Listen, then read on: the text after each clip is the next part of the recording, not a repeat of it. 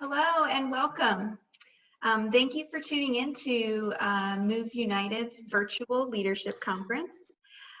Today we have Navigating Nutrition for High-Level Performance presented by Sally Baumann. My name is Julianne Mills and I am a program manager at Move United, formerly Disabled Sports USA.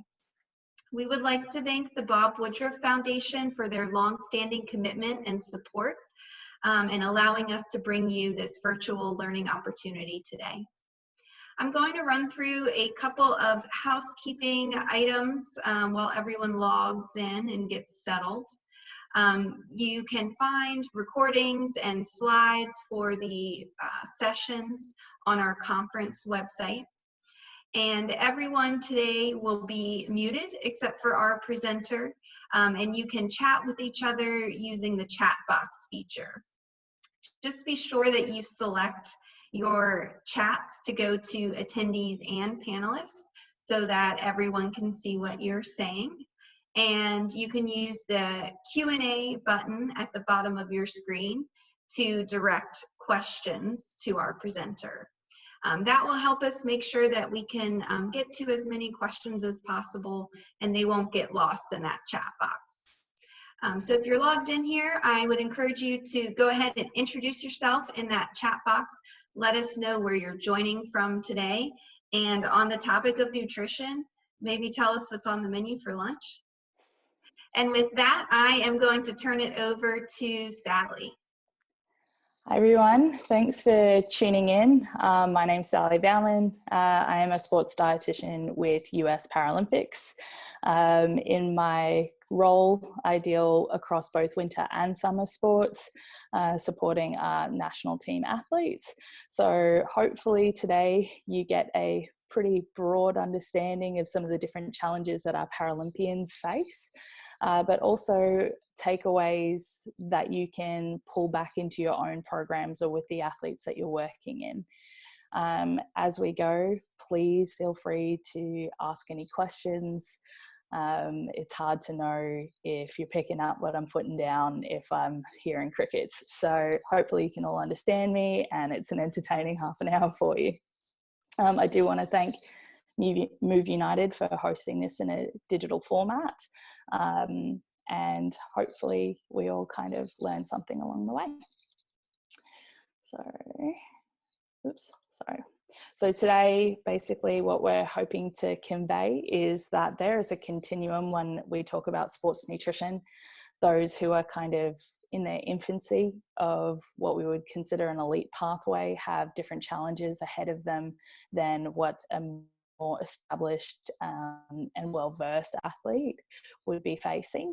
So hopefully you get a bit of an outline as to how that all pulls together.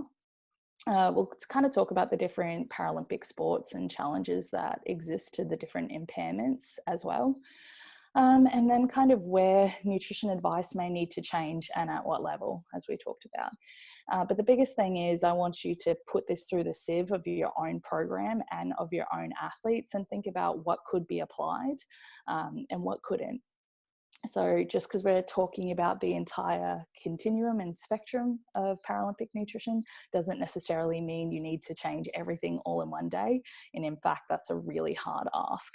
So when we talk about Paralympic athletes, obviously the approach is a little bit different than able-bodied, where it's really easy to kind of group sports together in terms of their needs from a nutrition end. When we deal with Paralympic sport, we have a huge spectrum of different impairment types and classifications within even one sport. So it's really difficult to go, every athlete needs X or Y or Z, because that's just not the case when we're dealing with a highly individualized and nuanced kind of area of sport. So just kind of thinking critically about what outcomes we're chasing, which are usually the same, and we're going to go through those, but the challenges that lie in front of these athletes are going to be very different depending on who we're dealing with. So I do want to throw it over for a little bit of a poll to see what kind of athletes you are all working with. So if I can get you to help me out with that. So just answer briefly for me kind of which athletes you're working with, whether that's people who are at the pointy end of the spear, the people who are kind of in their development, and it might be chasing a Paralympic outcome, or are they just wanting to do sport to stay healthy and well? So feel free to post in there.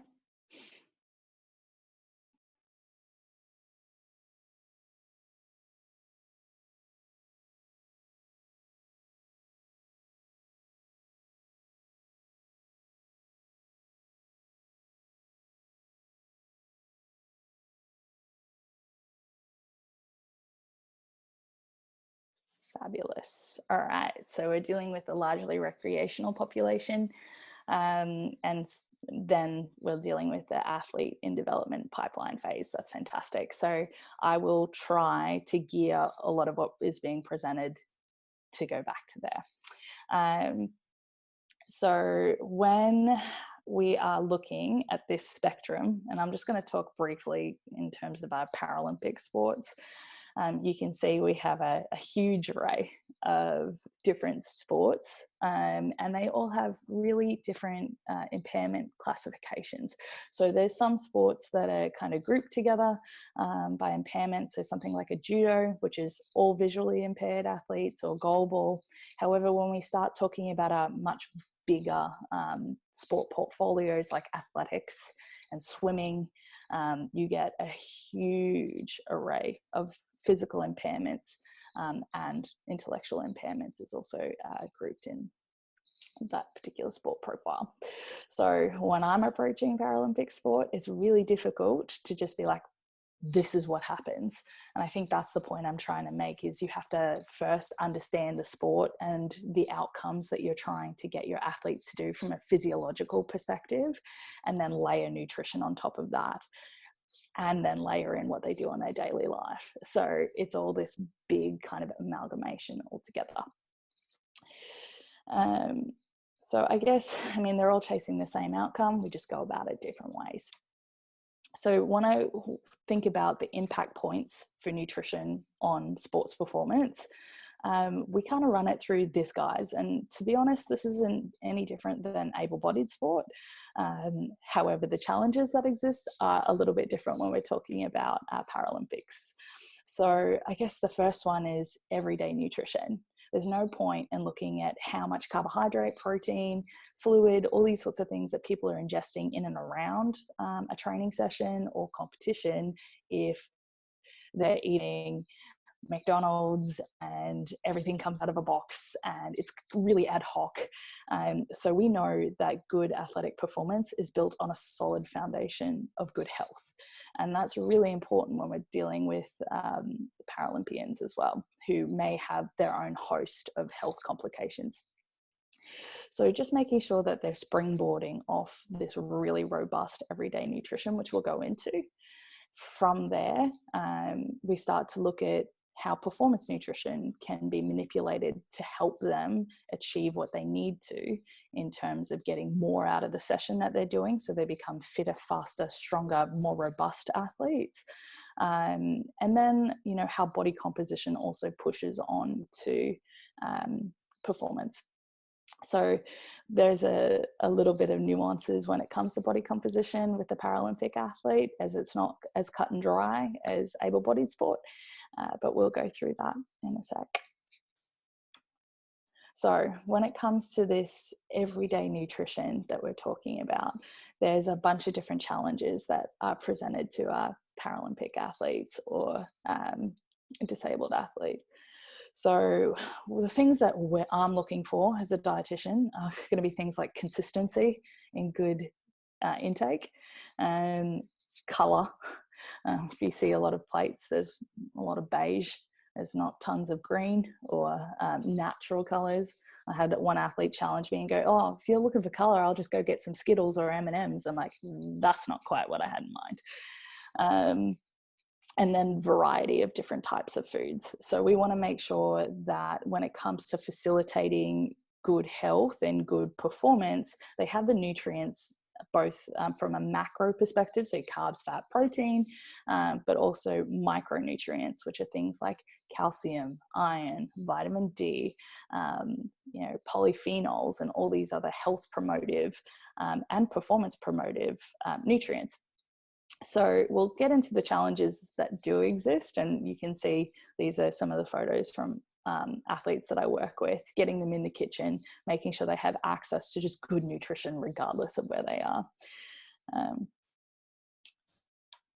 So when it comes to performance nutrition, which is the thing that excites me, obviously I'm a sports dietitian, so I'd hope that I get a bit excited about this. I think this is a really good graphic, and it's from Power Bar, and this is an able-bodied base graphic, but it really demonstrates quite well the link between training and how nutrition can basically put the megaphone to a training stimulus. So we do know that when anybody starts to exercise, that they get put into a negative state, right? They're depleting their body, they're physically challenging their body. What nutrition could allow them to do, particularly if they are eating the right foods, namely depending on the sport, right? The broad spectrum is carbohydrate and making sure that they're well hydrated going into a sport. So having a little gas in the tank, so to speak, can mean that they get more work done during that session. And I think this is often where athletes will show up to practice and they haven't eaten anything. They just get up. Like I know my wheelchair basketball girls go, oh yeah, I get up super early in the morning and then I just roll straight to practice and then expect to perform at my best for 2 hours. I'm going, you need to fuel up before you go into a session like that. It's not to say that you can't perform, but you may be able to perform better or put more intensity or concentrate more. So that's kind of what this like pre-exercise nutrition does. And you can see in this graph that the dotted line is where nutrition can augment performance. So maybe we get more out of the session. Then when it comes on the back end, when you've finished, when you're wiping the sweat off your brow and you're like massaging your burning shoulders from pushing around the court, for instance, this is where nutrition also comes in because it augments recovery and helps you to back up into your next session quickly, particularly if someone is training multiple times across a day or a week and they have compact training. The other thing, and we'll get into this in a bit, is if we have a wheelchair athlete, not only are they using their shoulders for training, but they use it in ambulation as well, potentially. And so we have to layer those needs on top of everything. So thinking about what muscle groups are having high demand all the time is going to put more pressure on nutrition to help to mitigate injury and any kind of like overtraining illness injury. Then this last picture is the adaptation part, which is the thing that usually goes unsung. So what the training stimulus has on the body, which is going, I've just stressed you out. Now's the time to double down, get fitter, stronger, faster. So this is what builds progress. And this is where nutrition really plays a role, is making sure that we have all the nutrients like protein to build more muscle, or the different micronutrients to allow some of those lovely changes that happen as a training stimulus to occur. And I think people detach food from exercise when we're not talking about just the impact directly on the session. But if we're talking about really building a robust performance and making sure that people are getting the most out of the training that they are doing, I'd be saying nutrition has a massive role to play. And that link isn't often drawn together. But when we talk about performance nutrition, there's lots of different things that come into this. So we're looking at, there's changes in volume. So when are they doing more? They're probably going to need more fuel then. So how does that look across the season, and what's the demand of the sport? And then how does that overlay into their life? When we talk about competition, we usually need to understand, are they tapering? Their needs go down. We don't want to be constantly fueling someone aggressively when they're doing far less, because then that leads to feeling sluggish and can lead to weight gain, which isn't ideal if you need to then push yourself across a marathon distance. But then what are the event considerations themselves? So what are the challenges that are going to exist? Are these athletes going to be able to hydrate well? Are they going to be able to eat well? What is that scheduling like? Do they go from one event to another really quickly? And how do we make sure that we understand where those kind of pivot points or friction points are going to exist, so where they're forecasting early, and then we're not caught with our pants down going, crap, I wish I had brought food and now I'm at the reliance of the venue. So these are some of the things that we'll be looking at. Managing travel is another thing that we have with athletes, and then hydration practices, which is sometimes an uphill battle with some of our athletes. So a few things when we talk about energy and how much athletes actually need. There's so much that we don't know about sport. Sorry, skipped ahead. So much we don't know about Paralympic sport. We can't necessarily take able-bodied guidelines and put them across to the impaired population necessarily. There's some that translate across easily and some that don't. So we don't actually know a lot about Paralympics and their needs, but we are doing our best. So we don't know about energy requirements. Some spinal cord injury, amputees, spina bifida actually have decreased energy requirements because they have less active mass. So we have to kind of layer that in on top. We don't really know much about carbohydrate.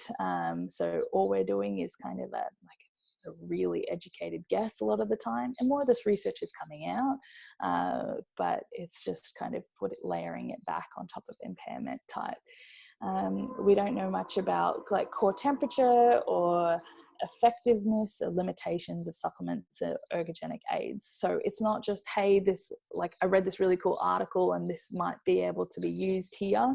There's lots of steps in between when we're trying to go, is this going to be having a performance benefit for our athletes? So when we talk about the things that increase energy expenditure in some of our athletes, so if we're talking about in comparison to some other maybe able-bodied athletes, we do know that the cost of ambulation can be high, particularly in anyone who has an inefficient gait, amputees or cerebral palsy athletes can sometimes just have increased energy needs. I know that one of my CP athletes stands on his feet at work all day, and then he gets exhausted and finds it really difficult to coordinate his movements in training. So we have to support not only what he's doing in training, but through the day, and restructure things to allow him to get the most out of sport. When we talk about the impact of muscle tonicity and we get spasms, that's going to increase energy expenditure too. And then when we also are looking at pressure wounds that may exist with amputees, particularly lower limb amputees, or spinal cord or spina bifida, sometimes that's going to increase their energy requirements from a transient perspective. So just kind of running through and go, where is this athlete at from a health perspective and ambulation perspective really helps. A note on optimizing body composition. This is something that when people make the jump from able-bodied to Paralympic sport, it's not as cut and dry as, hey, if you're in a sport where you have to move your mass over longer periods of time or have a vertical element in it, like say you're jumping, trying to clear a high jump bar or a long jump pit, or you're, you know, a wheelchair triathlete or a triathlete. It's not as cut and dry as, hey, just drop some body fat. because we have to keep in mind that prosthetics cost thousands of dollars, as does a sit ski, as does a racing chair. And so if we are, for instance, aggressively trying to stack on mass, you could be then making that muscle bulk so big that they can no longer put their prosthetic on, and cause a whole host of changes and challenges that come with that. The same way when you're going the other way. And what we can see is a DEXA scan of one of our triathletes, where we were looking to decrease her fat mass, but we also are mindful of how that is going to change the fit of her residual limb into her prosthetic, and how that's actually going to change her gait and a whole bunch of other things. So it's not as simple as just, hey, if you drop weight, it'll be easier for you to run or push or jump, or the same way, if you just gain weight, you're going to be more powerful, more explosive. So we've got that layer of complexity. When we're talking about factors that affect performance, so again, we're talking about health, performance, nutrition, and body composition. So I'm just going to talk about some of the hurdles that may exist to some of our athletes, and I want you to think about that in relation to your program. So if we're asking someone to just be healthier, what does that mean? And what are the challenges that exist for access to good nutrition? So if we look at these two athletes to begin with at the first, so we've got one of our wheelchair marathoners and one of our seated shooters. So if we have lower energetic mass, then we're going to have smaller energy requirements, because especially for our wheelchair marathoner, we don't necessarily want her to stack on too much extra weight to come with her. But when you shrink down the amount of calories someone consumes, you automatically limit foods that may kind of provide these other nutrients. So we've got this interbalance of making sure that they're getting enough of those micronutrients. And then when we talk about wheelchair athletes or amputees, they don't necessarily load their bodies as effectively, meaning there's no pressure that then gets absorbed and then stimulates bone growth. So we also have to layer in bone mineral density and tracking that and making sure that they're healthy and they're not going to be transferring out of their wheelchair, fall over and break their leg. I'm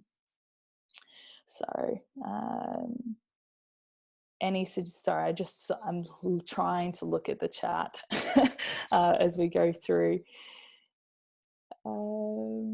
So a question just came in about spinal cord injury and absorption of nutrients. Yes. Do you have any suggestions to help promote that for those athletes, or is there any research supporting some methods for that?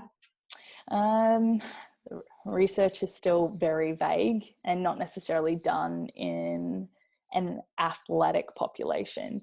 So in terms of what we do in practice, we have to assess baseline nutrient status. So things like vitamin D is a big one. But then we also look at their intakes when it comes to, and iron, sorry. So those are the two big ones that we'd usually screen for and oftentimes need to supplement our athletes with. In terms of just kind of robustness, we would look at how they're getting different nutrients in from greens and vegetables, fruit, things like that, and kind of structuring it so that they get access to those micronutrients away from training. When we talk about them actually competing, it's very difficult because yes, they have gut disturbances, so we need to trial different strategies, maybe feeding them further out away from competition so it's not sitting heavily in the gut while they are training or competing, and just kind of iterating and doing that.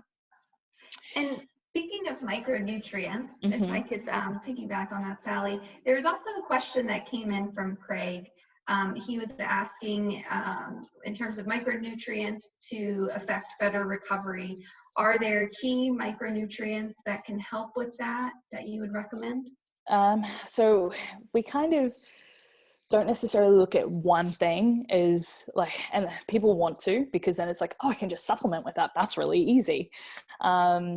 but these nutrients usually work in synergy together. So we would always be advocating for whole food.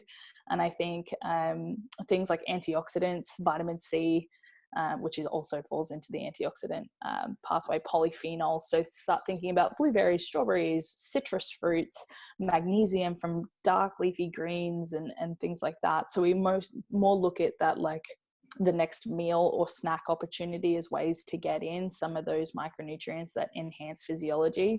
But again, like if we're just focusing on that one meal and neglecting the base of good health and a really good platform of nutrition to begin with, I think we're missing the point. And that's usually what happens when we get to that tunnel vision, thinking about these tiny little things that make a difference, and then we're neglecting the 99%. So I'd be kind of going and talk with your athletes about how they're getting variety and what are they doing that's healthy and all those sorts of things first. Because if that's not taken care of, there's no point in looking at those little minutia based stuff. And I have athletes who are at that kind of finicky end, but I'd be saying most of the athletes that I deal with, I'm still educating them on how to like say no to an in and out drive through and say yes to making food at home. Because there are challenges when it comes to our Paralympic population or impaired population producing healthful meals for themselves, particularly when we start looking at this last photo, which is a completely visually impaired triathlete cooking for himself. Mm-hmm.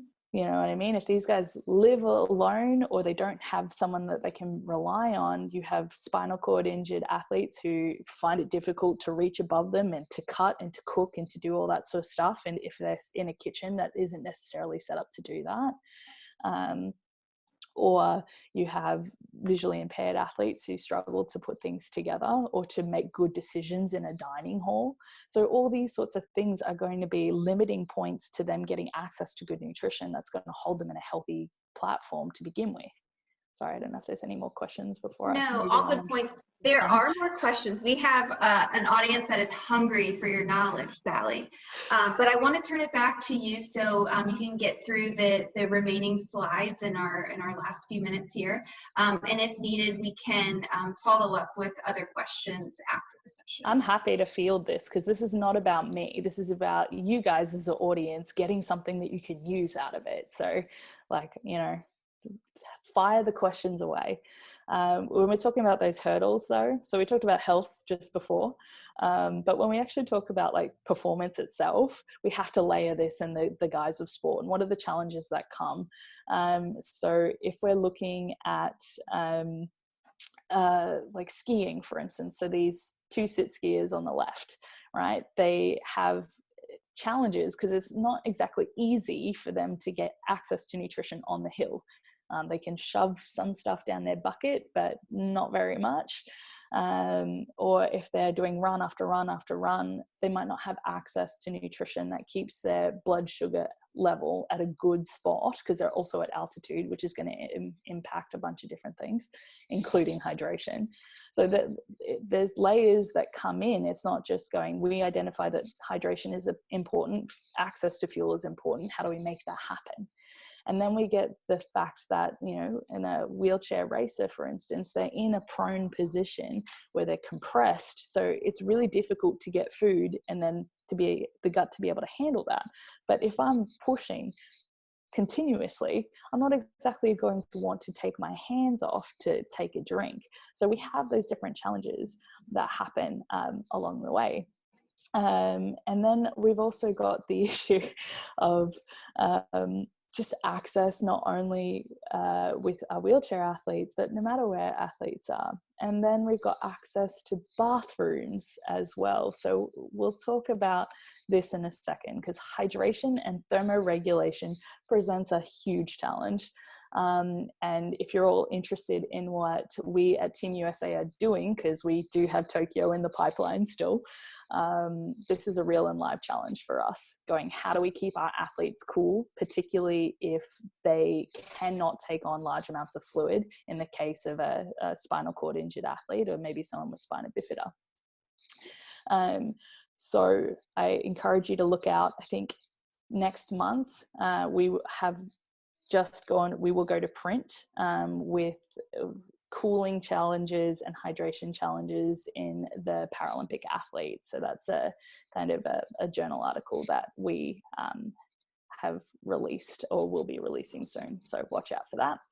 So when we talk about hydration, I think just knowing that abnormal sweat rates exist.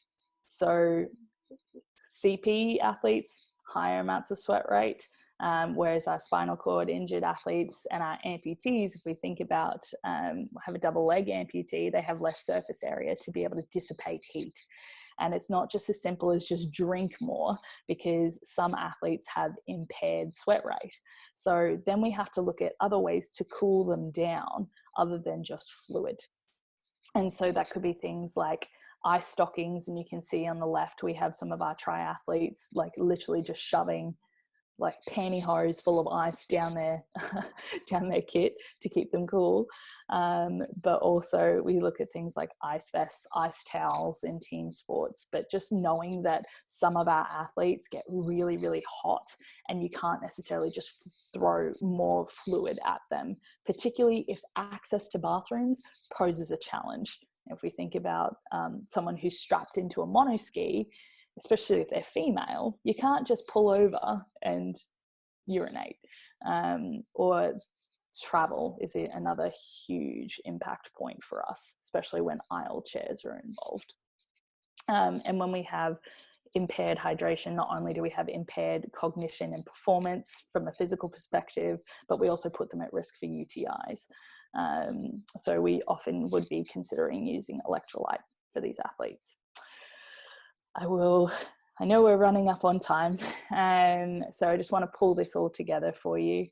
I think the biggest thing is when you're thinking about your program or the athletes you're working with, have a look at the hurdles that you foresee as them eating healthily, for them to have access to good nutrition before, during, and after, and then how body composition or changes thereof may either enhance or impede what you're trying to do with your athlete. But I think the biggest thing is sometimes identifying how you'll be able to create sustainable change, not just going, oh, we have to throw everything at these athletes all at once. It is a continuum and a progression, and to keep going back and going, did that work? Because it's so individualistic when we talk about Paralympic sport or in adaptive sport. So did that work? Is there something that we could be doing differently? Continue to build on the same trends. And in terms of resources and where you can go, teamusa.org/nutrition. We have athlete plates, we have fact sheets and recipes that go up there all the time. We're just about to release a Paralympic specific athlete fact sheet as well. And then if you want to kind of see what we as dietitians do with our athletes, both on the able-bodied and Paralympic side, Team USA Nutrition is a place that you can go. And with that, I will turn it back over and see if there's any questions we can answer quickly. Thank you so much, Sally. I think this is a great note to end on, referring people to the current resources and also some upcoming resources.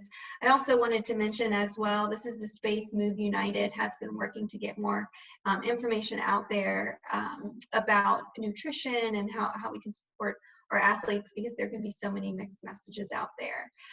So it's great to have an expert like yourself be able to come in and present this information. I know there has been lots of great questions coming in. Unfortunately, we are coming up on time, but we'd love to have you do another nutrition discussion with us in the future to help people address these different questions that they have. So a session survey link will be posted in the chat box here. And when the session closes out, your browser will redirect so that you can fill out that survey. We really appreciate your feedback. Just like you, we're learning how to adapt in this online environment, so your feedback is very important. Also, I encourage you to hop on social media and show us some love. Hashtag Move United. Maybe show us what you're eating for lunch today. I saw broccoli and avocados in the chat box. So you guys are on the right track. I'm very impressed and hungry now. And with that, We're going to go ahead and log off here now. Thank you again, Sally. We really appreciated having you. No problem. Thank you for adapting with us. That's okay. There's just so much information to try to jam in such a succinct time. It's always very broad. So I'm always encouraging people to reach out and have a chat and see how what we've talked about fits to an individual, not necessarily try to fit an individual to an overarching broad, I guess. Absolutely. There's no easy broad answers. sweeping protocol. Oh no, never. Particularly when it comes to food. So That's right. That's right. Well, thank you all, and we'll see you at 1 o'clock Eastern time for our next session with Kathy Sellers, Coaching Education for Paratrack and Field.